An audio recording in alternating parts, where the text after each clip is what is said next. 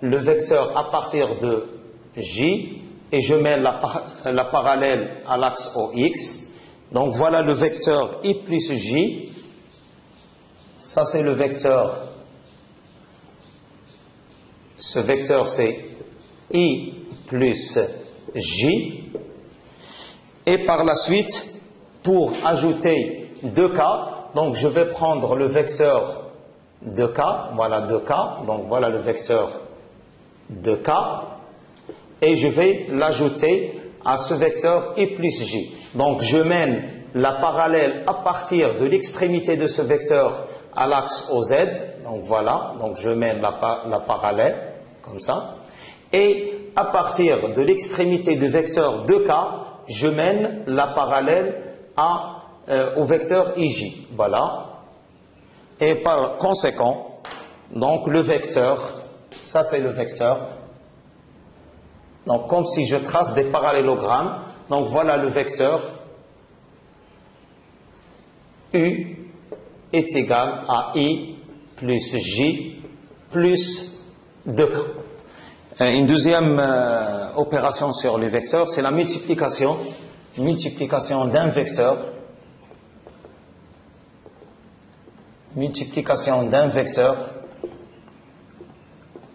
par un scalaire. Donc pour effectuer cette opération, on considère un vecteur U est égal à alpha I plus bêta J plus gamma K, et je vais considérer un scalaire lambda appartenant à R, donc ça peut être un scalaire quelconque, et on définit le vecteur W est égal à lambda U comme étant le vecteur lambda alpha I plus bêta J plus gamma K qui est égal à lambda alpha I plus lambda bêta J plus lambda gamma K. Donc je peux écrire aussi, c'est un alpha prime I plus bêta prime J plus gamma prime K, c'est aussi, donc c'est un vecteur aussi. C'est un vecteur de E. Donc, en termes de représentation, par exemple, si j'ai le vecteur U comme ça, par exemple, et je pose lambda est égal à 3,5, par exemple, je prends lambda est égal à 3,5, donc le vecteur W qui est égal à lambda U, il se représente comme ça, donc je vais prendre, donc ça c'est U, donc c'est le même vecteur, donc c'est U, voilà, et j'ajoute, puisque ici lambda est égal à 3,5, donc c'est 1,5, donc j'ajoute 1,5 de U, voilà, voilà le vecteur W est égal à 3,5 de U. Donc c'est un vecteur qui reste dans la même direction, parallèle, mais avec une intensité plus importante, c'est-à-dire un module qui est important par rapport à U. Donc c'est-à-dire que le module de U est égal à, le module de W est égal à 3,5 module, par exemple, de U. Voilà. Par la suite, je passe au produit scalaire. Donc c'est une opération souvent rencontrée en mécanique du point matériel.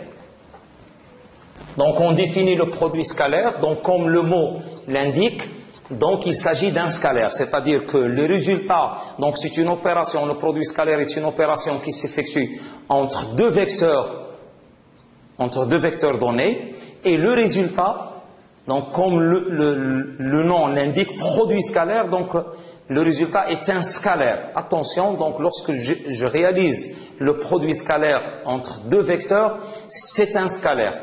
En quelque sorte, c'est tout simplement, c'est la projection d'un vecteur sur un autre, tout simplement. Donc, si je considère donc produit scalaire,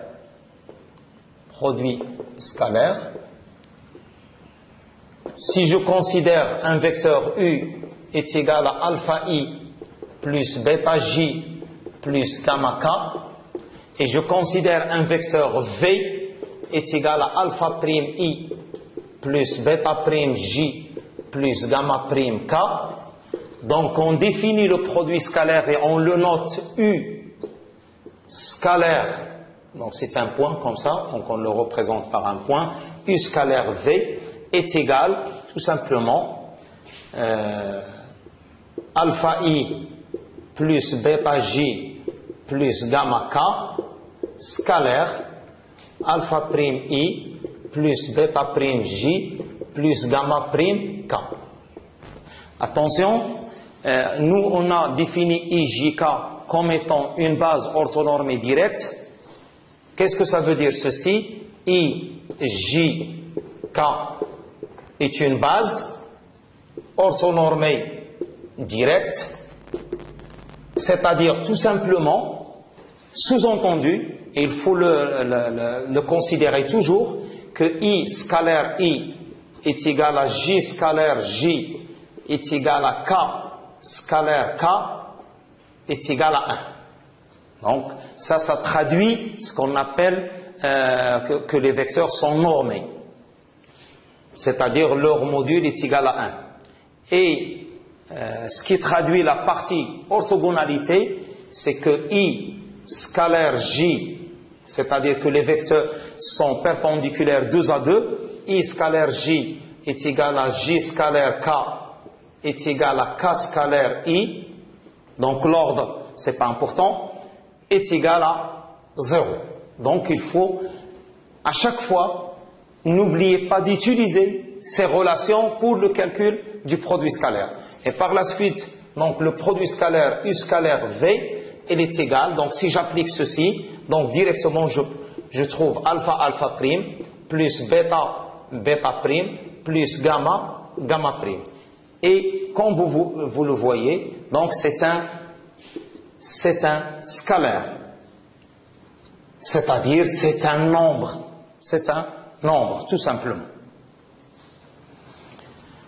Il y a une autre écriture de ce produit scalaire, donc on peut l'écrire aussi d'une autre façon.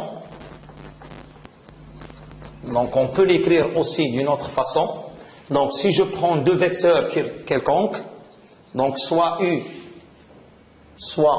U et V appartenant à l'espace E, donc U scalaire V, donc on peut l'écrire comme étant d'une autre façon, c'est le module de U qui multiplie le module de V et qui multiplie le cosinus de l'angle entre les vecteurs U et V. Donc ça c'est une autre écriture du produit scalaire. À titre comme remarque, si je prends un vecteur U, par exemple, et je veux calculer le produit vectoriel de U, le produit scalaire U, scalaire U,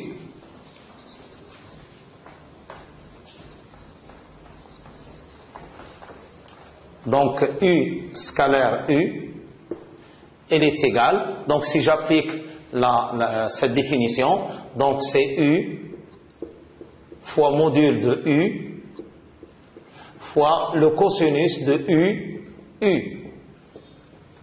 Donc c'est tout simplement c'est U au carré, parce que U scalaire, U qui multiplie, donc ici on a une multiplication, et le cosinus, donc c'est cosinus de 0, parce que l'angle entre U et U c'est 0, et donc c'est U au carré.